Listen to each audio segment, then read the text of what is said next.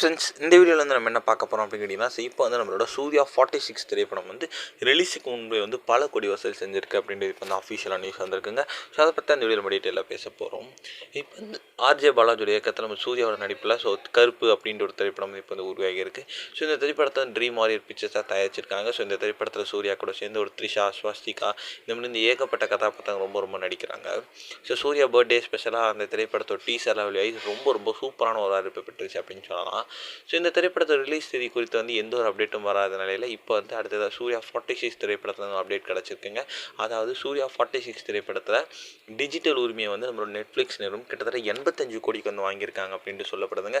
So இது வந்து நம்ம சூர்யாவோட கரியரில் ஒன் ஆஃப் த பெஸ்ட் அப்படின்னு சொல்லலாம். ஸோ கண்டிப்பாக ரிலீஸுக்கு முன்பு இத்தனை கோடி வசூல் செய்தனால இந்த திரைப்படத்துக்கு எக்ஸ்பெக்டேஷன்ஸ் ரொம்ப அதிகமாக இருக்குது அப்படின்ட்டு தெளிவாக தெரியுது. இதனால் இந்த ஒரு விஷயத்தை கேட்ட சூர்யா ஃபேன்ஸ் எல்லாருமே செம்ம குஷியில் இருக்காங்க அப்படின்னு கண்டிப்பாக சொல்லி ஆகணும்.